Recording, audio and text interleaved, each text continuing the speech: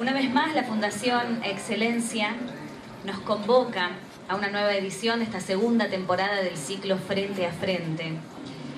Este ciclo ha sido diseñado como un espacio para la exposición, discusión constructiva e intercambio de ideas que hacen al análisis, los proyectos y las circunstancias para una sociedad mejor, más justa y soberana, que es la base fundamental de un país.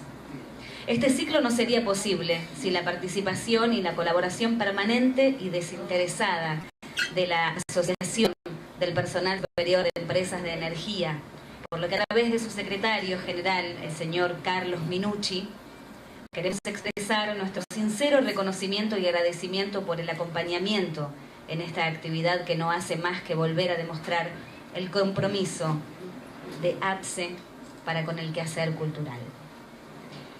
En el día de hoy contamos con la presencia de un hombre comprometido con el quehacer nacional y con las ideas que puedan llevar adelante el destino de un país. Como ustedes ya saben, es uno de los protagonistas de la escena política. Afiliado a la UCR desde el año 1960, es uno de los creadores de la Junta Coordinadora Nacional, cofundador de la Corriente Universitaria Franja Morada y coautor del manifiesto del Movimiento de Renovación y Cambio que fundara el expresidente Raúl Alfonsín. Fue diputado nacional durante 14 años, entre el año 1983 y el 2005, y senador nacional entre el año 1995 y 2001. Además, ocupó importantes cargos en los órganos constituyentes y en los equipos de conducción de la UCR. Actualmente es el presidente de la Fundación Espacio Progresista y del Modeso.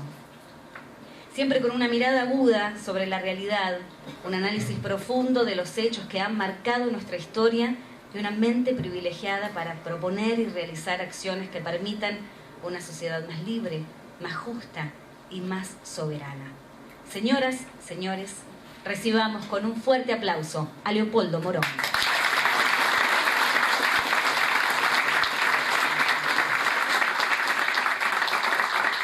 Moderará esta charla el presidente de la Fundación Excelencia, el licenciado Ricardo Nin, quien tiene la palabra.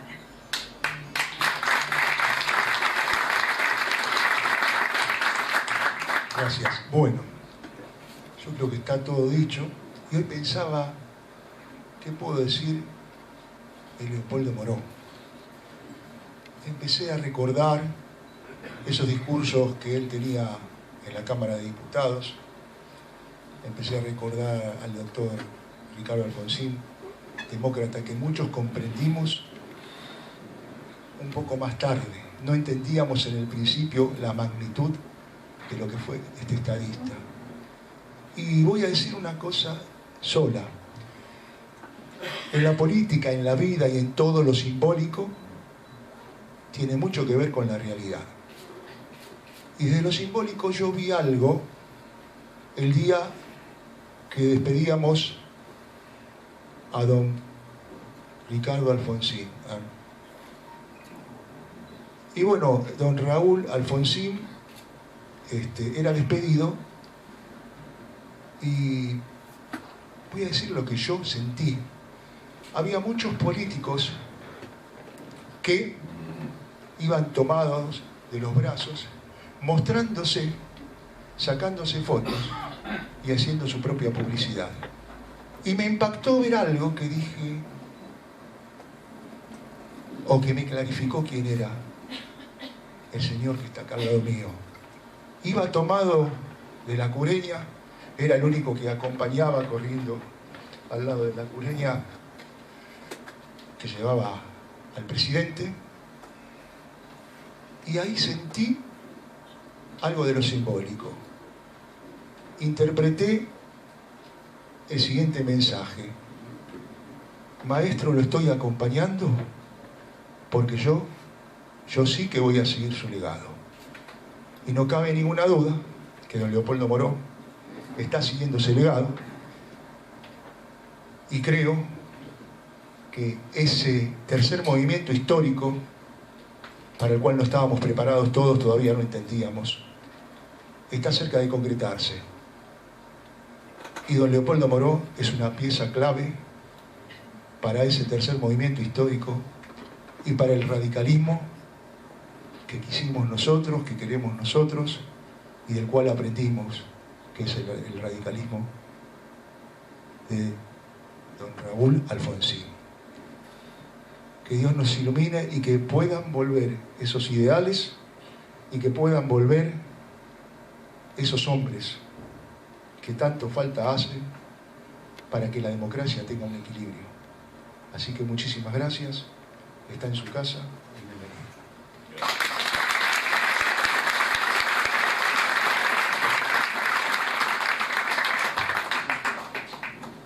Bueno, en primer lugar quiero agradecer las sentidas y emocionadas palabras de quien me acaba de presentar, porque efectivamente hacen justicia con un estadista, como lo calificó, que hizo un aporte decisivo al proceso de consolidación de la democracia, con sus aciertos y con sus errores. Y por supuesto también quiero agradecer esta invitación que me permite reflexionar con ustedes sobre la realidad de nuestro país, pero arrancando, para respetar el título de la convocatoria, de un concepto más amplio que nos permite remontarnos un poco a nuestra propia historia como nación. Como ustedes saben, la convocatoria de hoy gira alrededor del concepto de democracia o corporaciones. Desde nuestro propio nacimiento como país, como nación, en la elaboración de la génesis de nuestra patria, se viene planteando, arrastrando dicotomías que no han sido definitivamente resueltas y superadas, contradicciones, que fueron definiendo el perfil de lo que hoy denominamos el movimiento nacional o un proyecto de nación. Por un lado, aquellos que defendían el concepto del libre comercio, frente a aquellos otros que defendían y defendemos el desarrollo de la producción local, de la industria. La contradicción entre quienes propiciaban gobiernos de élite, de minorías, hasta de carácter monárquico, con aquellos que ya desde el fondo de la historia apostaban a la soberanía popular como fuente de poder. Y la contradicción más importante, digo la más importante porque hoy está en carne viva, que es la forma de distribución del ingreso, el modo de distribución del ingreso. Cada una de esas circunstancias históricas se fueron definiendo a través, si se quiere, de etiquetas que le fueron dando un sentido. El primero que tal vez definió con mayor precisión de qué se trataba fue el irigoyenismo, cuando hablaba de la causa o el régimen, de la causa popular que enfrentaba el régimen oligárquico. Después, más adelante, en el proceso histórico, esto se definió con la llegada del peronismo a partir del concepto de patria o colonia. En la década del 70, esa definición se traducía a través de la consigna liberación o dependencia, y del 83 en adelante, ese concepto se ha plasmado en esto que hoy denominamos democracia o corporaciones.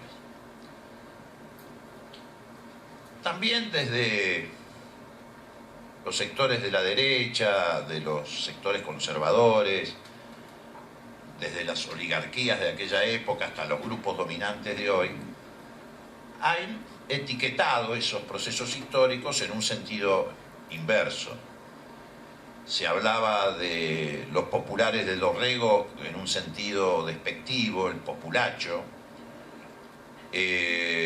Después eso se traducía en los mazorqueros del rosismo, en los orilleros, haciendo referencia a los hombres y mujeres de las orillas del alcinismo, en la chusma radical o la chusma irigoyenista, en los cabecitas negras del peronismo, y hoy, como vivimos ya una etapa de desarrollo de las tecnologías de la comunicación, lo han sintetizado, englobándonos a todos en lo que denominan la grasa militante.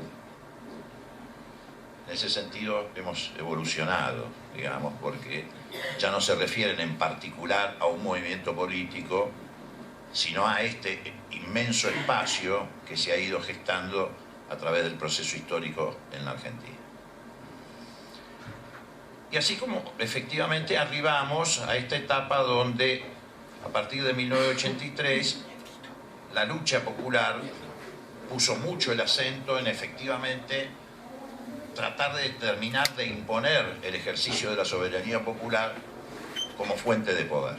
Después de haber atravesado experiencias de todo tipo, traumáticas, dictaduras militares, fraude, proscripciones, de la que primero fue víctima en el siglo XX el radicalismo y después el peronismo por extensos periodos, persecuciones políticas sistemáticas, periodos constitucionales que eran breves interregnos y en general tutelados por las corporaciones o por los grupos dominantes. Y en el 83 se presenta, por un conjunto de circunstancias, entre otras cosas por la terrible tragedia que significó esa dictadura militar en términos de la persecución al pueblo argentino, la oportunidad, una vez más, lo habíamos intentado a lo largo de la historia muchas veces y tantas otras nos lo habían impedido o habíamos fracasado, de estabilizar el proceso democrático y de darle entonces a la soberanía popular un papel trascendente en la definición de las políticas nacionales. La elección del 83 fue una elección de ruptura. No todas las elecciones son elecciones de ruptura, en general es una excepción que lo sean. La del 83 lo fue precisamente por la herencia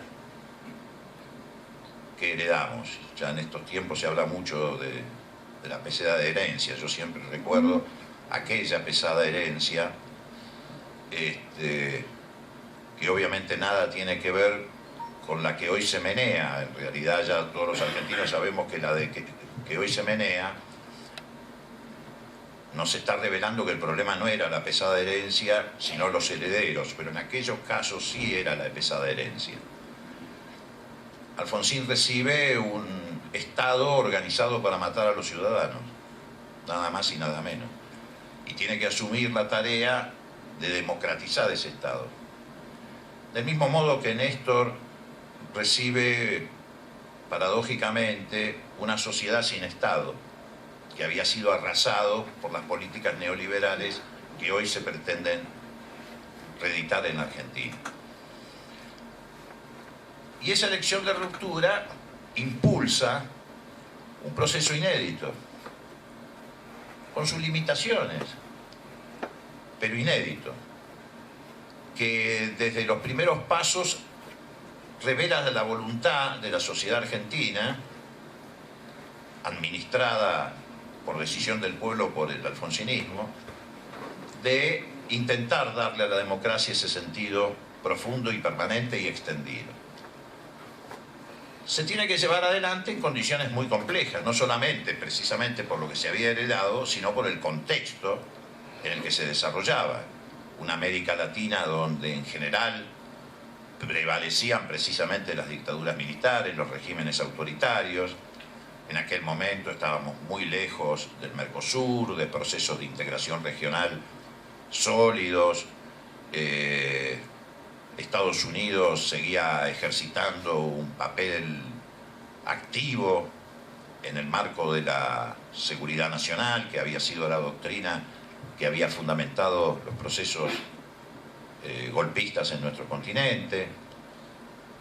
Pero la voluntad del pueblo argentino de producir una ruptura en la historia, la persistencia de los organismos de derechos humanos en la lucha por imponer políticas de memoria, verdad y justicia. El aprendizaje que hicimos los grandes movimientos populares en el sentido de que por lo menos frente a ese tipo de circunstancias no podíamos volver a reeditar falsas antinomias, fueron pavimentando el camino a la posibilidad de tener éxito en este intento que llevábamos adelante los argentinos.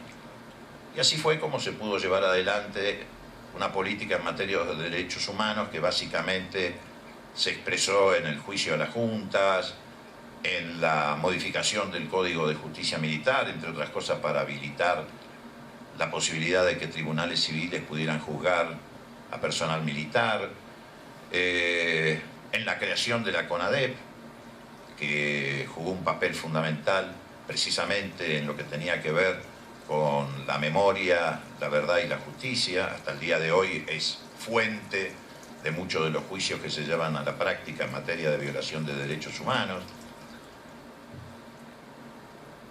Pero la tarea no tenía que concluir ahí. Era tal vez muy importante porque revelaba la voluntad de darle a este proceso autenticidad, pero también tenía que avanzar en otros planos. Por ejemplo, en el plano cultural. La sociedad argentina también venía de atravesar un larguísimo periodo de autoritarismo cultural, de oscurantismo. Y entonces había que ampliar derechos civiles y se avanzó. Se avanzó también en una confrontación con una de las corporaciones que en aquel entonces eran predominantes en la realidad de la Argentina. No solamente la corporación militar, estaba también la corporación eclesiástica, una cúpula que había tenido claros vínculos con los procesos represivos de esa etapa, pero que además imponía en la sociedad argentina pautas culturales que nos colocaban entre los países en ese sentido más atrasados de la tierra. Por eso la política de ampliación de derechos civiles que se tradujo en la ley de divorcio y en la de patria potestad compartida también tuvo un papel muy significativo en ir rompiendo esos esquemas autoritarios. Por supuesto que la tarea no debía limitarse exclusivamente a confrontar con estas corporaciones, más allá de que significaban el peligro más inminente que tenía el proceso democrático. De ahí todos los traspiés o las dificultades o los obstáculos que hubo que ir superando y que no de casualidad tuvieron a estas corporaciones como actores principales. Todos sabemos la sublevación de Semana Santa, las que siguieron, obispos que cometieron desde el punto de vista del propio relato de la Iglesia Católica Argentina el sacrilegio de traer la Virgen de Luján, que se supone que precisamente está inmovilizada allí dentro de esta liturgia, a la Plaza de Mayo para oponerse a la ley de divorcio, creyendo que desde ese lugar iban a provocar una gran movilización popular contra este tipo de iniciativas. Bueno, lo cierto es que se fue con muchas dificultades avanzando, desbrozando el camino. Se pudo echar las bases de un proceso de integración regional. Se entendió que no había posibilidad de democracia si no privaba la paz en el continente y particularmente en nuestras fronteras. Por eso se avanzó en el plebiscito que legitimó el proceso de acuerdo con Chile. Se iniciaron relaciones intensas con Brasil a medida que también Brasil, junto con otros países, iban ingresando al terreno de la democracia.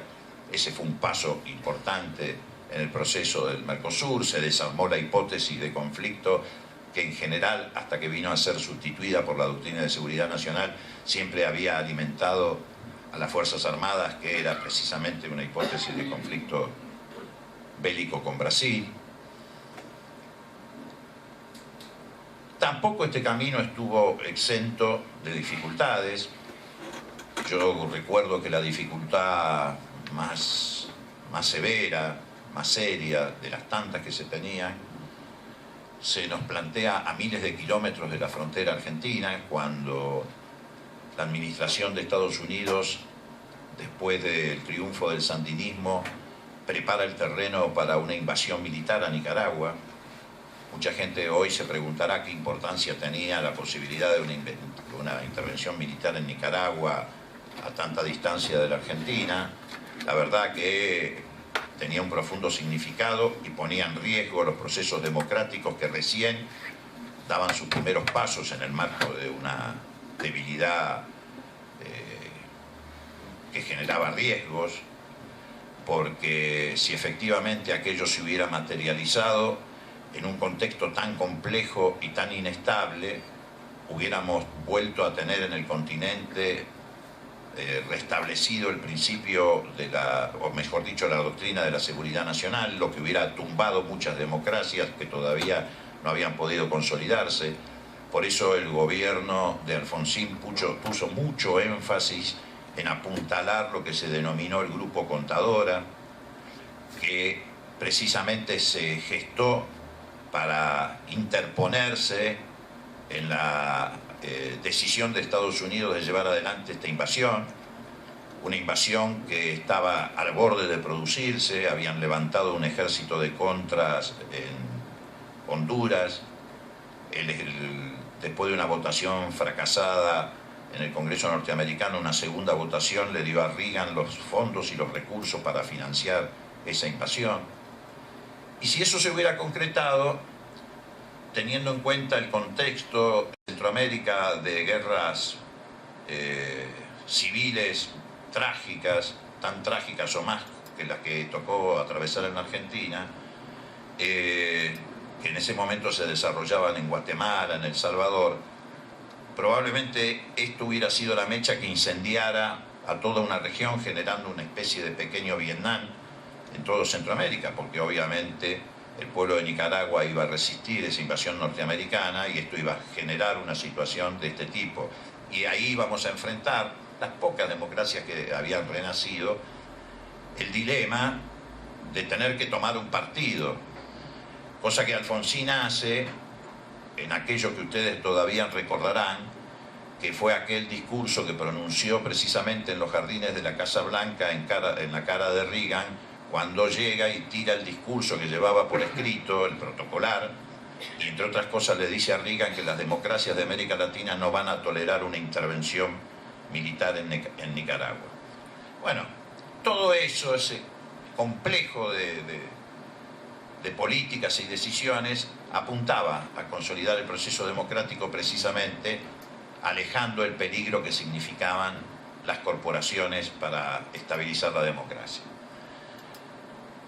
Alguien estará pensando entre el público, bueno, Moró se olvida del significado y el papel que tenían las corporaciones económicas. No, no me olvido.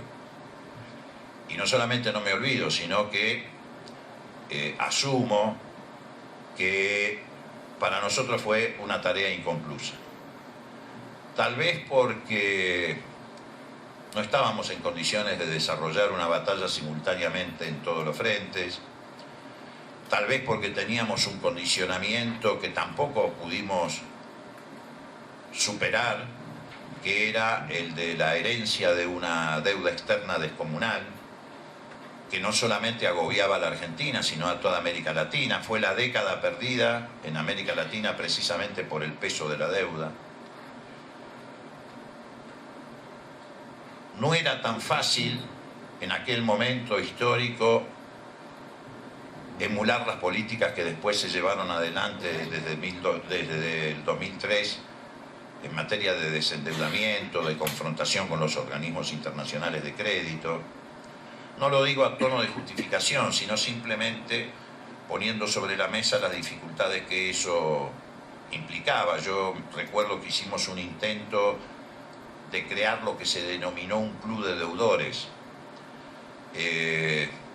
pero con una dificultad que no podíamos resolver, que precisamente en aquella época todavía persistían en el continente muchos gobiernos autoritarios, dictaduras militares, que obviamente en materia económica se apoyaban en las recetas clásicas del neoliberalismo y en los procesos de endeudamiento que generaban la fuga de capital de la que precisamente fue víctima toda América Latina en esa etapa. Entonces, cuando en la primera etapa del gobierno de Alfonsín, el ministro Grispum, que claramente atendía al interés nacional y tenía, incluso desde el punto de vista de su formación, junto con el equipo que lo acompañaba, una mirada sumamente crítica respecto a los organismos internacionales de crédito y particularmente el Fondo Monetario Internacional, intentó llevar a la práctica esa herramienta del Club de Deudores, se encontraba con una dificultad muy compleja, porque cada vez que llamaba a algún ministro de Economía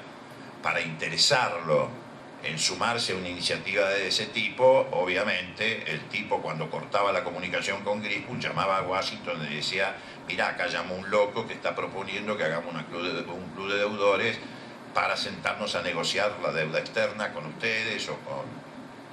Porque en aquella época además la deuda externa tenía como actores predominantes a algunos de estos organismos internacionales más que al sector privado. Eso apareció, esa intermediación financiera apareció básicamente, precisamente, hacia fines de la década del 80, principios de los 90. Pero hasta ese momento el peso mayor recaía en organismos como el Fondo Monetario Internacional. Quiere decir que si uno mira con una visión objetiva pero a la vez crítica, fue una etapa que quedó en ese sentido inconclusa. Se logró el objetivo de la estabilidad institucional, de la estabilidad democrática, pero quedaron materias pendientes. Y precisamente una de las materias pendientes fue la que produjo el golpe de Estado económico del 89, que son estos grupos económicos más concentrados, tanto de afuera como de adentro de la Argentina. Hoy lo caracterizamos como golpe de Estado, en aquel momento no, se lo etiquetaba como un fracaso de las políticas económicas, y lo cierto es que en buena medida también existía algo de eso, las vacilaciones, las dificultades de una política económica que se desdobló en el gobierno de Alfonsín. Tuvo una primera etapa con Grispum, una segunda etapa de mayor conciliación, por decirlo de alguna manera, con estos grupos dominantes, generó circunstancias que dieron lugar a ese golpe de Estado económico.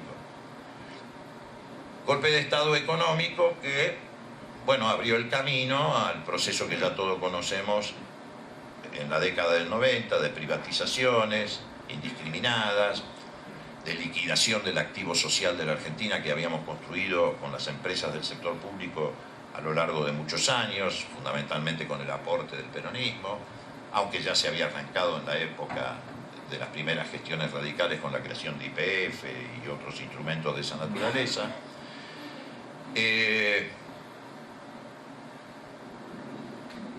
Ese golpe de Estado económico, como ocurre en las actuales circunstancias que estamos transitando, también actuó como colchón que durante mucho tiempo justificó las políticas que se aplicaron en la década del 90. Siempre la derecha, cuando se dispone a aplicar políticas de ajuste, de privatizaciones, de desregulación de los mercados, etc., fabrica una crisis para justificar esas políticas. Y el golpe de Estado económico del 89 sirvió en ese sentido, y mucho, para justificar buena parte de las decisiones que se tomaron en materia de desguace del Estado, de desregulación de mercados, etc., con posterioridad a la salida de Alfonsín del gobierno. Algún nivel de resistencia se ofreció en algunos casos muy concretos, por ejemplo en el área de comunicaciones. El nivel de concentración hegemónica que se alcanzó en la década del 90 fue posible, entre otras cosas, precisamente porque ese golpe de Estado económico que permitió la sanción de una llamada ley de reforma del Estado, que fue una ley ómnibus, que fue la primera que se sancionó después del triunfo de Menem, introducía, entre otras cosas, aunque no tenía mucho que ver, pero introducía, entre otras cosas, o introdujo una reforma del artículo 45 de la Ley de Radiodifusión, que era la que limitaba la posibilidad de que medios gráficos tuvieran a la vez la posibilidad de ser licenciatarios de radio y televisión, y precisamente la primera privatización que hizo el gobierno de Menem no fue ni la de los teléfonos, ni la de las empresas de gas, ni de las empresas eléctricas, fue nada más y nada menos que la del Canal 13, que puso en manos, por supuesto, del Grupo Clarín. Que ahí abre un camino que le permite al día de hoy tener alrededor de 200 o 250 licencias de radio y televisión.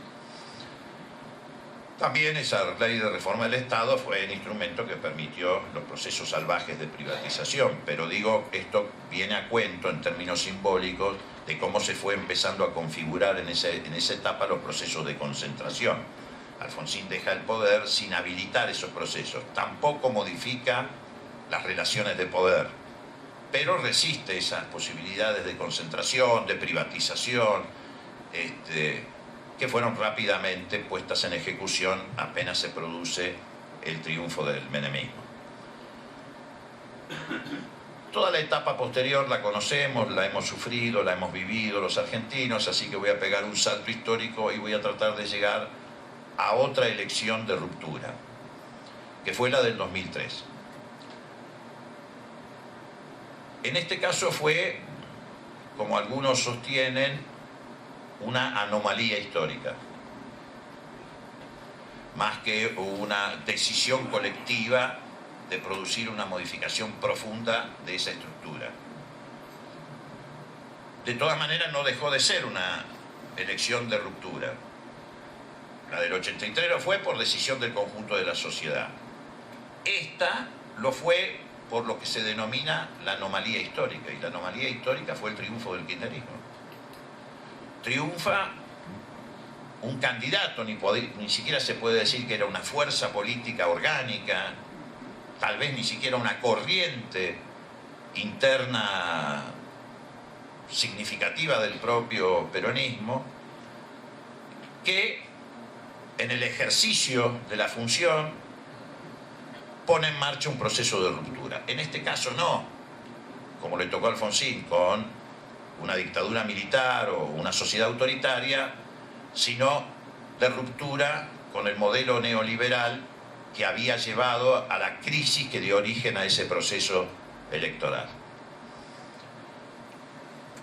Y eso se traduce en todas las políticas que podemos enumerar en materia de desendeudamiento, de inclusión, de renacionalización de instrumentos y fundamentalmente de recuperación del rol del Estado, que era lo que había sido barrido por las políticas neoliberales.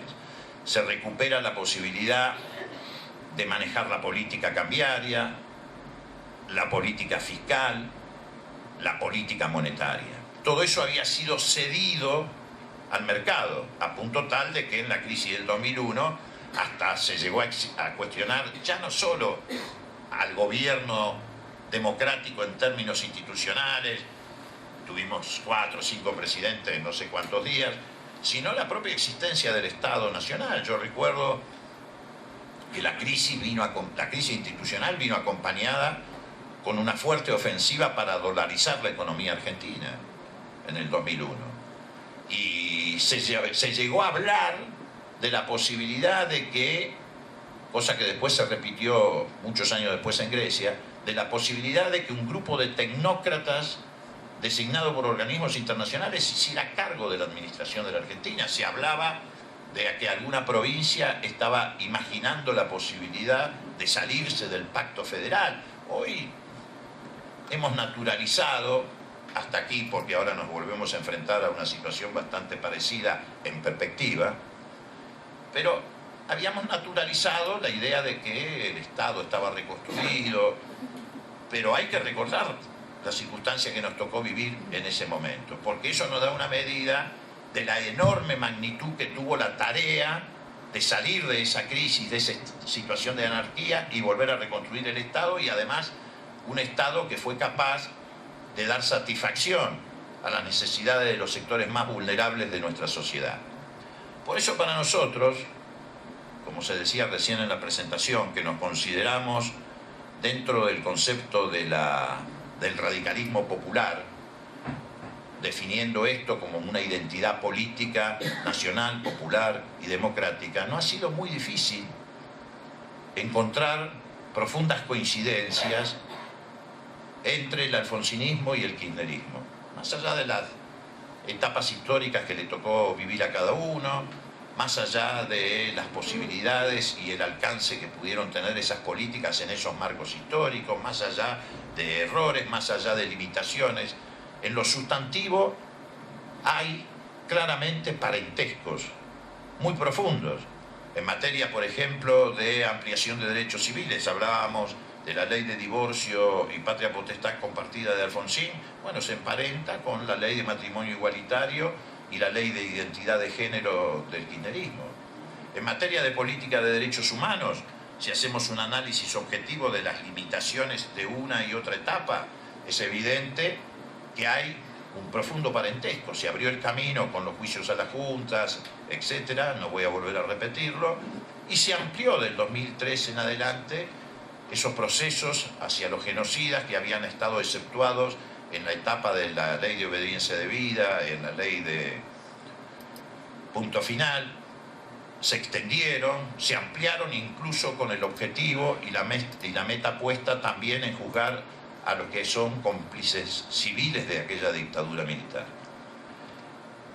En materia de integración regional, yo digo en materia de política exterior, ambas gestiones son un calco, también en momentos históricos diferentes, pero bueno, así como Alfonsín inicia el proceso de integración con el Mercosur, desarma la hipótesis de conflicto con Brasil, genera situaciones que permiten neutralizar la vocación belicista de Pinochet, que además le hubiera permitido prolongar aún más su presencia en el poder, etc.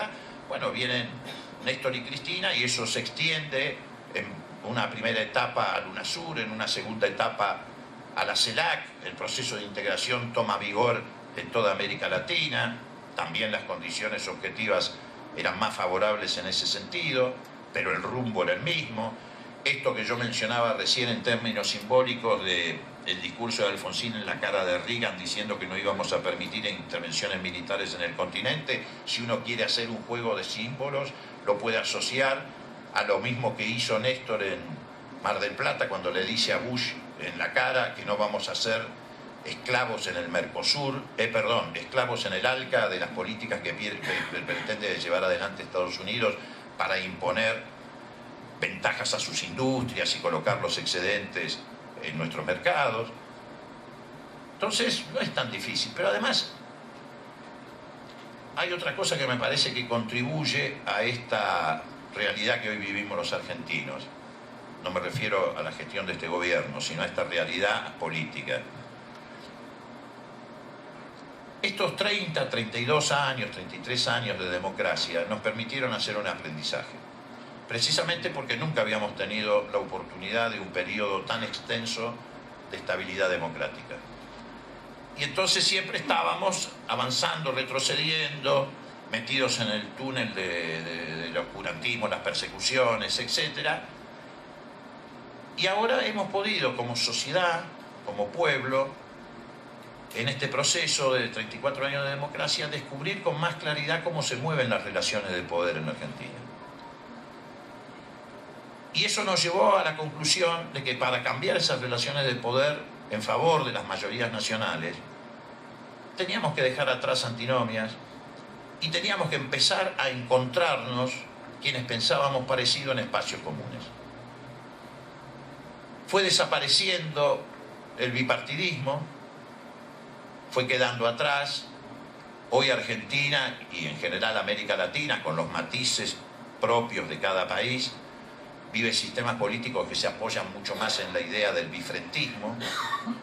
Reitero, cada país con su propia particularidad. Aquello que el Alfonsín pretendía que era el tercer movimiento histórico y que fue una iniciativa frustrada porque efectivamente todavía no estaban dadas las condiciones de maduración de la sociedad, se replica en el intento que lleva adelante Néstor y Cristina, y sobre todo Néstor en la primera etapa, de concretar lo que se denominaba la transversalidad, que también fracasa como instrumento político, digamos, por decirlo de alguna forma. Pero lo que no fracasa es la idea que sembró Alfonsín, la idea que volvió a sembrar Kirchner, que es que efectivamente los que pensamos parecido compartamos un mismo espacio. Por eso hoy lo trascendente en la Argentina no es tanto la camiseta que se porta, que cada uno de nosotros la lleva con mucho orgullo. Yo siempre digo que las autoridades del radicalismo me hicieron a mí tal vez el mismo favor, y no para compararme, que le hicieron a Mansi hace muchos años atrás, cuando me expulsaron del radicalismo, porque eso es lo que me permitió a mí seguir siendo radical y irigoyenista y alfonsinista. Imagínense ustedes si yo estuviera hoy compartiendo las políticas y las estrategias de la conducción de mi partido. Obviamente no me sentiría radical. Pero hoy las camisetas no son lo que priva es precisamente qué vereda transitamos con esas camisetas.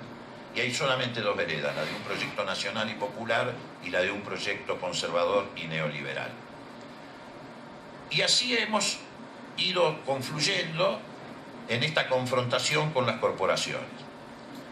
Para ir cerrando y no aburrirlos, digo, por supuesto, hay que asumir y reconocer que hemos tenido un retroceso, que lo ha tenido el movimiento nacional, que ese retroceso lo ha tenido el conjunto de la sociedad argentina, se ha retrocedido en la conquista de derechos, se están perdiendo derechos, se ha perdido calidad de vida respecto a la materialidad de los sectores populares, estamos llegando otra vez a un escenario de democracia débil. Los procesos neoliberales siempre inexorablemente te llevan a debilitar la democracia y en algunos casos la tumban o en algunos casos desembocan en estados de excepción. Un ejemplo de esto es lo que se está viviendo en Brasil. En Brasil hoy se vive un estado de excepción, de gran incertidumbre institucional, provocado por estos grupos dominantes que desalojaron a un gobierno popular en el marco de una matriz que es común para toda América Latina. Pero ¿por qué hay una matriz común, como decimos reiteradamente, en toda América Latina? Porque también hay objetivos comunes de quienes promueven este tipo de políticas orientadas a desacreditar, en algunos casos a voltear a los gobiernos populares. Y yo creo que esa política en común es nada más y nada menos que esta vez vienen por los recursos naturales de América Latina. Ya no es la etapa donde quieren apropiarse por vía de maniobras financieras de nuestros activos públicos, nuestras empresas, etc. Esta vez vienen por los recursos naturales, vienen por el petróleo de Argentina, Brasil y Venezuela, vienen por los recursos hídricos, vienen por las minas de litio. Yo no les voy a hablar precisamente a ustedes del significado que tiene el litio en el mundo, pero sí ustedes son conscientes de que el 80% de la reserva mundial de litio está entre Bolivia, Chile y Argentina. Y como vienen por eso, necesitan remover los obstáculos que en este caso representan, con sus aciertos, errores, fortalezas y debilidades, los movimientos populares en América Latina. Y no tienen límites. A Dilma la desalojaron del poder 61 tipos a un año de que la habían votado 52 millones de brasileros. A Cristina no le pudieron hacer lo mismo en el ejercicio del poder, no porque no lo intentaron, no hubo corridas cambiarias, especulativas, etc. No le pudieron hacer lo mismo que a Alfonsín, pero precisamente porque no le pudieron hacer lo mismo que a Alfonsín, pusieron en marcha un proceso de demolición política, de persecución judicial, que persiste hasta el día de hoy, digamos. Y que, bueno, siempre tuvo en cabeza de los líderes populares las mismas consecuencias. Yo una vez le dije a Cristina que ella en realidad, a pesar de todo lo que está sufriendo, todavía debería tenerle un poco de envidia a Irigoyen, porque yo leía hace poco las cosas que decían de Irigoyen y las cosas que le hicieron a Irigoyen. A Irigoyen lo calificaban de asesino, de viejo degenerado, el apodo El Peludo era precisamente para mostrarlo como un bicho feo que vivía todo el tiempo metido en una cueva. Y además a Irigoyen no solamente no se contentaron con derrocarlo, sino que lo mandaron a la isla Martín García a los 80 y pico de años de edad con una enfermedad pulmonar. Imagínense ustedes lo que significaba en aquella época estar en la isla Martín García, y efectivamente lo trajeron un tiempo antes para que se muriera en la ciudad de Buenos Aires. Siempre los liderazgos populares han sufrido este tipo de persecuciones. Irigoyen, Perón, hoy Cristina Kirchner. Porque hay una relación inevitable entre esos liderazgos y la posibilidad de mantener articulados los movimientos populares. Pero hemos sufrido un retroceso muy grande porque por primera vez en la historia argentina una opción conservadora y neoliberal gana una elección. Hay una legitimidad indudable en ese sentido. Así que el desafío que tenemos por delante es aún mayor que lo que hemos tenido en las etapas históricas anteriores. Sucintamente, bueno, el primer desafío es imponerse en la batalla por la construcción de sentido común. Hoy las herramientas de los grupos dominantes son particularmente los grandes medios hegemónicos de comunicación, aquí en otros lugares de América Latina, en complicidad con sectores del Poder Judicial. Creo que ese retroceso que hemos vivido a partir del 2015 y que está golpeando la sociedad argentina de una manera incluso hasta impensada por nosotros mismos, tiene que ver, entre otras cosas, no solamente con la aplicación clásica de las recetas neoliberales, sino por el hecho de que esta vez, como nunca en la historia, los grupos dominantes se apropiaron de manera directa del aparato del Estado, lo gestionan a través de sus representantes, de los dueños de las empresas. Eso hace más brutal el ajuste. Siempre en los procesos anteriores, aún en gobiernos fraudulentos, había un filtro político que les imponía ciertos límites. En los procesos militares incluso había siempre un ala denominada nacionalista del ejército que terminaba arrastrada por el neoliberalismo, pero que existía y decía no, en la industria pesada no, en la siderurgia no, hay que conservar algunos elementos estratégicos. Esta vez estamos frente a un grupo que vino efectivamente a saquear el Estado, además de aplicar recetas neoliberales. Fíjense ustedes que no es casual que los pocos negocios que ha hecho el Estado que ha sido transformado en facilitador de negocios, los ha hecho con los que ejercitan el poder. El grupo Macri es el beneficiario en general de esas políticas, en materia de política aerocomercial, en materia de política respecto a autopistas. Trató de condonar la deuda del Correo Argentino, que es su propia empresa. La mega obra más importante de infraestructura, que es el soterramiento, está en manos del grupo Macri, más allá de todas las vueltas, idas y venidas, traspaso mágico de empresa, del tío al sobrino, del sobrino al abuelo, del otro al amigo. Pero bueno, y eso también influye en la naturaleza salvaje de este proceso de ajuste, que esta vez anuncian va a ser más profundo y más extendido si ganan las elecciones. Ha habido un cambio en esta materia. Se sienten tan protegidos por los grupos dominantes y por los medios de comunicación hegemónicos que, a diferencia del 2015, que el pueblo argentino fue víctima de una estafa electoral. Recuerden ustedes que se decían que iban a eliminar el impuesto a las ganancias, que iban a otorgar el 82% móvil a los jubilados, ni siquiera decían el 82% del salario mínimo vital, ¿no? El 82% móvil, que el fútbol para todos iba a permanecer gratuito, que iban a generar 2 millones de puestos de trabajo. A diferencia de aquel momento en que nos mintieron, en que provocaron una gran estafa electoral, esta vez no están mintiendo. No sé si será porque se le filtra o porque se hace más o menos evidente, por lo menos a los ojos avisados, o porque directamente se sienten fortalecidos, pero esta vez nos dicen, no, si ganamos vamos a profundizar la flexibilización laboral, si ganamos vamos a destruir, no dicen destruir, pero dicen si ganamos vamos a reformar el sistema de la seguridad social. Es más, han ido avanzando en ese sentido, contrabandearon algunas reformas en la ley de reparación histórica, él lo conoce muy bien y en profundidad. De cara a las elecciones, no trepidan en tratar de recortar los gastos o las inversiones en materia de seguridad social. Lo hacen con las pensiones de discapacitados, con la viudez, lo llevan a la práctica con el plan Progresar. Imagínense ustedes si toman estas medidas ahora lo que será después de un eventual triunfo electoral en octubre. Por eso, aunque no sé si forma parte de la charla y del derecho que tengo a agregarlo, no puedo dejar de pasar un aviso. Total, estas charlas siempre sirven para decir lo que uno quiere, en realidad, más allá del tema.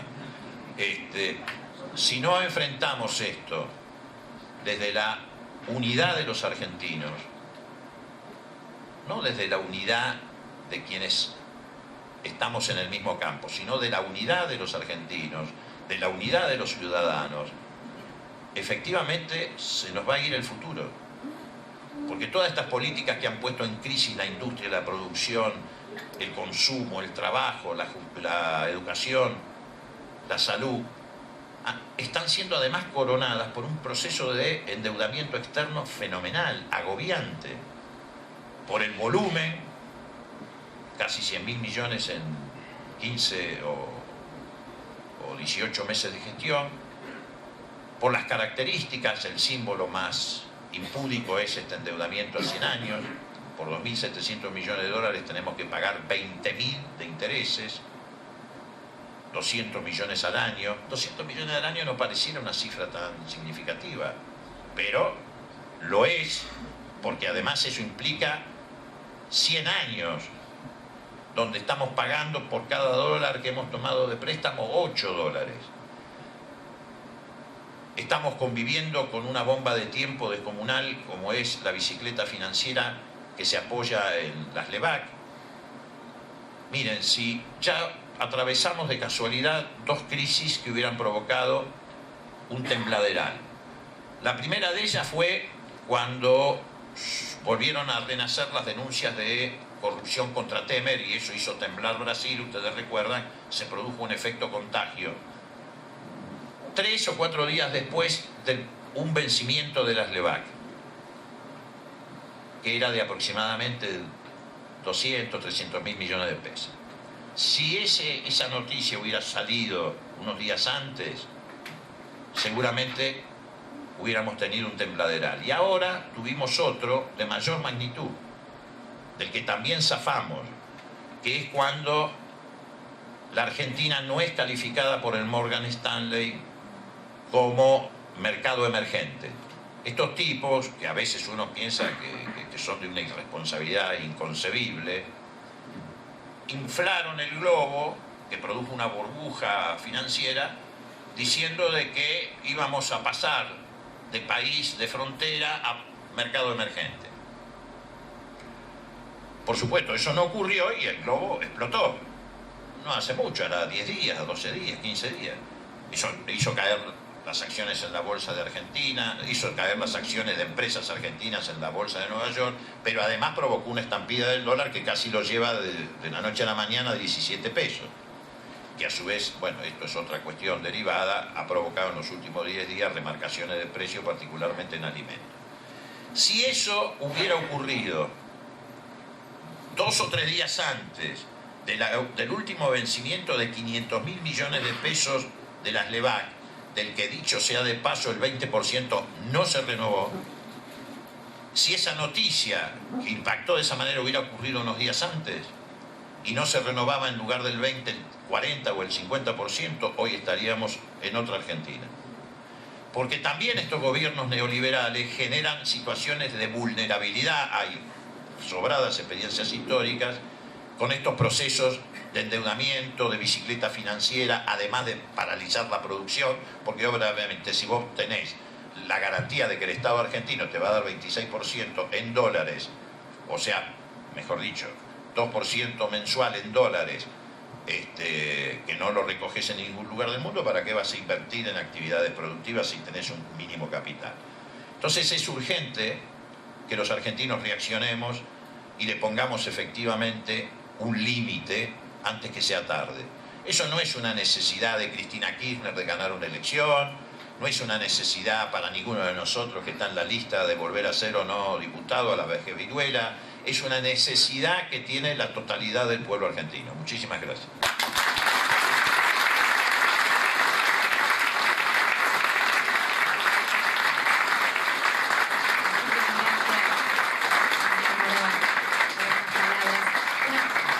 Abrir la posibilidad para que todos los que vinieron puedan preguntarle al señor Leopoldo Moró lo que gusten desde sus asientos, desde sus lugares. Pero aparte de agradecerle a cada uno de ustedes por estar acá esta tarde, noche, queríamos hacer especial agradecimiento al diputado nacional Juan Carlos Díaz Roy, ¿sí?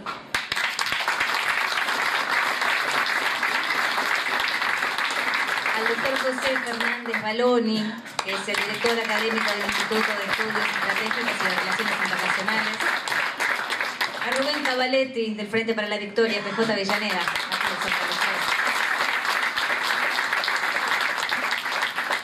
A ver quién va a ser el primero en animarse a romper el hielo y a preguntarle al señor Leopoldo Moró, en primer lugar. ¿Aquí, el señor? Perfecto. No sé si tenemos un micrófono inalámbrico por allí, o si no, a voz en cuello, fuerte, y Leopoldo lo va a escuchar. Que hable sin... ¿no? Lo escuchamos. Bueno, tengo que nombrar las cosas que me preocupan, que tendríamos a la madrugada. Pero últimamente nos hemos enterado de que están en peligro 250.000 hectáreas de la provincia de Mendoza, que son limítrofes con Chile, de las cuales 15.000 hectáreas están en manos de la Inglaterra. Quería saber si desde el Congreso si se puede reglamentar, si se puede controlar. Sí, obviamente desde el Congreso se pueden hacer muchas cosas. De hecho, el Congreso, bueno, ahora me va a ayudar Díaz Roy, yo no recuerdo con exactitud, pero hace un tiempo atrás, unos años atrás, dictó una ley de tierras en relación a lo que es la propiedad de tierras por parte de extranjeros, que creo que fue modificada de alguna manera por algún decreto de Macri o decreto de necesidad de urgencia de Macri, que en estas cosas no la pifia nunca, siempre está atento. Lo modificó, ¿no? Por supuesto también se puede, sobre todo en lo que se trata de tierras en fronteras, se pueden establecer regulaciones de esa naturaleza, claro. Por eso es tan importante el rol que tiene el Congreso.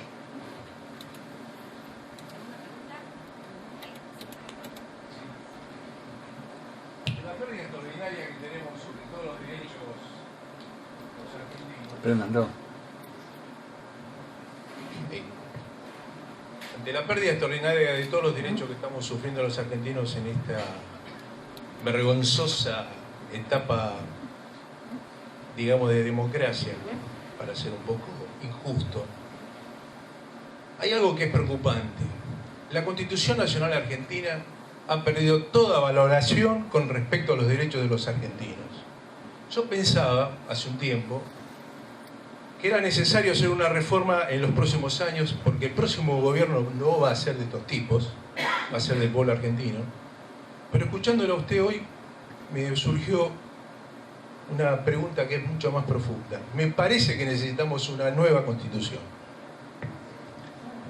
Bueno, yo no le voy a dar una respuesta demagógica, aunque va a parecer así, porque yo vengo sosteniendo hace mucho tiempo precisamente la necesidad de una nueva Constitución. No lo vengo sosteniendo yo solo, lo viene sosteniendo el Instituto Sampay, lo viene sosteniendo Zaffaroni. Y cuando hablamos de una nueva Constitución, y usted hace muy bien establecer la diferencia entre reforma y nueva Constitución, precisamente hablamos de una nueva Constitución. En primer lugar, porque esta experiencia que hicimos, la última, la de los 12 años, y también algunas anteriores, pero para no remitirnos al pasado demasiado, demuestra que si no institucionalizamos las transformaciones retroceden, o por lo menos las hacen retroceder con mucha más facilidad. Un ejemplo, el más elocuente, precisamente la ley de medios. La ley de medios, fíjese usted, transitó todos los caminos. Debate en la sociedad, asambleas, en las provincias, una discusión federal, después fue al Parlamento, se debatió en el Parlamento, tuvo mayorías calificadas, porque no solamente el Frente para la Victoria votó a favor de la ley de medios. Después fue al ámbito de la justicia, estuvo 4 años en el ámbito judicial, se debatió en todos los estamentos, culmina la discusión en una audiencia pública bastante infrecuente de la Corte Suprema, que también le dio un carácter más amplio al debate, la declara la Corte Suprema constitucional, llega Macri con un decreto de necesidad y urgencia, elimina la ley de medios después de todo este tránsito y en 24 horas revierte la situación y le da en esas 24 horas al Grupo Clarín lo que no ganó en 24 años. Pongo eso como un ejemplo de la necesidad imprescindible de encontrar un mecanismo que institucionalice los cambios. Y ese mecanismo es llevarlos a la Constitución. Y la segunda razón es precisamente que hay que hacer una nueva Constitución, porque en general las reformas que se han hecho, buenas, malas, relativamente importantes, siempre se han hecho sobre la parte operativa de la Constitución. ¿Y qué hacen los sectores más reaccionarios, los conservadores, que siempre se oponen? Cuando no pueden oponerse a las reformas operativas, después imponen a las dogmáticas, a las doctrinarias, y las contraponen con las operativas y te las anulan. No sé si está claro el concepto. Entonces yo creo que hay que ir a una Constitución que revise la parte dogmática de la Constitución y la parte operativa de la Constitución, por lo tanto a una nueva Constitución. ¿Alguna otra pregunta? El señor. Sí, yo quería consultar el relato que hizo con respecto a digamos, al triunfo de Macri, que tiene la legitimidad del voto. Primero, ¿cuáles para usted los aspectos que lograron que llegáramos a ese terrible fin, digamos, que permitieron que Macri asumiera con el voto popular? Y como segunda instancia la pregunta, ya que está en la lista de candidato a diputado, los principales títulos o 2 o 3 títulos que pueda dar de los proyectos que puedan llegar a promulgar o a proponer en la Cámara de Diputados. Bueno, empezando por la última parte de la pregunta. Yo siempre entendí y sigo entendiendo que la política es por definición una actividad colectiva. No le voy a decir con esto que yo no tengo proyectos. Lo que le quiero decir es que en este momento para mí predominan los proyectos del conjunto de la fuerza política. Sí le puedo decir cuáles creo yo que son los temas que deberían abordarse rápidamente. En primer lugar, la necesidad de revisar la deuda externa en este periodo. En segundo lugar, llevar adelante una nueva ley de entidades financieras. Todavía seguimos conviviendo con la ley de entidades financieras de la dictadura militar. ¿Por qué? Porque creo que hay que volver a la regulación del mercado financiero en la Argentina. En tercer lugar, discutir la regulación de los recursos naturales en la Argentina. Ahí hay un problema que precisamente deriva de la reforma constitucional del 94, que le da facultades a las provincias, que creo que fue un gravísimo error, en el que incurrieron casi todos los sectores políticos, desde Alfonsín, que fue el promotor de la reforma, hasta algunos gobernadores de provincia, el propio Néstor, etcétera, que bueno, me parece que por imposición de las circunstancias avanzaron en un terreno que creo que ha sido un retroceso en esa materia, por razones obvias, que no hace falta que yo les explique a ustedes. Es decir, creo que efectivamente hay que pensar en una emergencia alimentaria. Nosotros vamos a llegar a octubre con una situación gravísima en esa materia. Creo que hay que buscar la manera de frenar cualquier posibilidad de modificar sustantivamente el régimen de la seguridad social en la Argentina, porque también en esa materia vamos a llegar en una situación de extrema vulnerabilidad. Yo delante de Díaz Roy no quiero abordar ese tema porque me da vergüenza, porque él conoce muchísimo más esta cuestión, pero lo cierto es que los jubilados hoy en la Argentina son tal vez el sector de mayor desprotección porque han perdido más incluso que los trabajadores formales. Han perdido más en salario que los trabajadores formales. En general los trabajadores formales perdieron de acuerdo a la rama de producción, entre un 9, 10, 11, 12% de sus salarios. Los jubilados creo que han perdido aproximadamente un 15% de sus ingresos el año pasado. Han perdido el 100% de gratuidad en remedios, bueno, ni hablar. Entonces, y además creo que se ha avanzado mucho en tratar de destruir el fondo de garantías. Creo que en esa materia hay que actuar. Y la primera parte, ¿cuál era? Por responder la segunda me olvidé de la primera. Los motivos de cómo Macri llegó, digamos, con el voto. Los motivos de cómo Macri llegó con el voto popular, digamos. Bueno, esa sí que nos va a hacer quedar hasta las 2 o 3 de la mañana. Mire, yo se lo voy a sintetizar, aunque voy a resultar un poco antipático. Yo creo que el triunfo de Macri se debe, por supuesto, al accionar perverso de los grupos económicos dominantes que nos llevaron a una derrota cultural. Siempre un proceso electoral de alguna manera viene precedido, cuando se gana o cuando se pierde, de un triunfo en términos de la construcción del sentido común o de una derrota. Nosotros me parece que sufrimos una derrota previa que tiene que ver con el peso que tienen estos grupos dominantes en materia de comunicación, etcétera, etcétera, y también como consecuencia de errores propios. Pero como estamos en campaña electoral, no voy a hablar de los errores propios.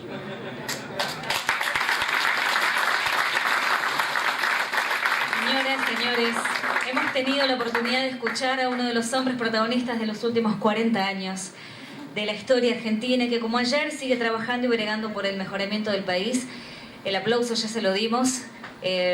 Vamos a llamar ahora, para cerrar esta jornada, al secretario general de Asociación del Personal Superior de Empresas de Energía, el señor Carlos Minucci, a que nos dirija la palabra.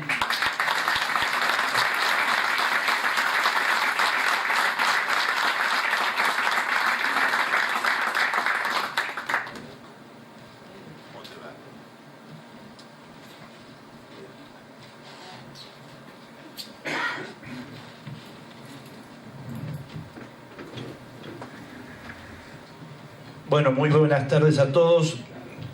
Creo que sería una falta de respeto después de escucharlo a Leo hablar sobre estos temas que tan profundamente ha expresado y con el cual estamos caminando en esta grieta por el mismo camino, gracias a Dios. Y yo lo único que me falta decir es que este proceso también se debe a que el neoliberalismo copó también la rama sindical. Y nosotros, desde nuestra función, estamos luchando para recuperar el sindicalismo dentro de lo que es el poder del pueblo y el poder de los trabajadores. Para que sepan, en el día de hoy, ANSES está de paro porque se suicidó un jubilado. Y a la 1:30 murió otro jubilado que por ese hecho murió por un infarto. Esto es lo que está haciendo este gobierno, ayudado por sindicalistas y por legisladores. Lo que hoy trae Leo, lo que trae Cristina, lo que traemos nosotros, los diputados, Roy, todos los muchachos que estamos, es recuperar el futuro a través, no de los dirigentes, sino de volver a la fuente, que son la recuperación del ciudadano como ciudadano artífice de su destino. Y yo lo único que digo que gracias que tenemos a Leo, gracias que lo tenemos a ellos, gracias que tenemos a Cristina, y nos queda una sola deuda: recuperar el sindicalismo para que el neoliberalismo no vuelva a ganar en las próximas elecciones. Nada más, compañeros, muchísimas gracias. Y gracias a Leo y gracias a todos ustedes.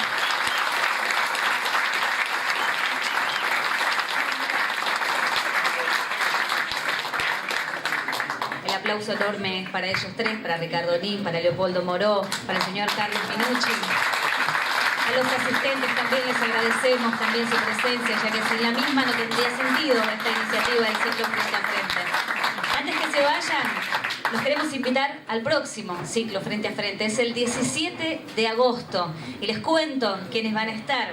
Va a estar Alfredo Vicente Buglioni y Alfredo Mazón, quienes tendrán el tema Argentina en el mundo actual y el neoliberalismo. Les agradecemos a todos y a todas por este ciclo frente a frente de la jornada. El aplauso es para ustedes.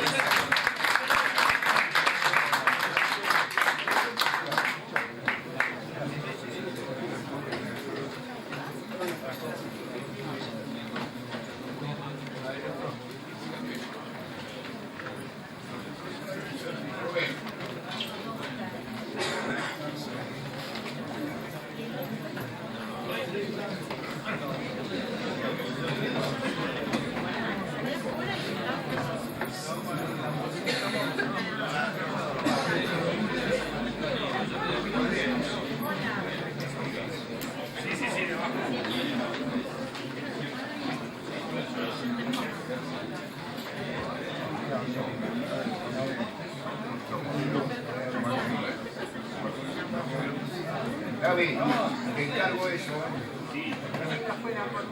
De 11 a 3.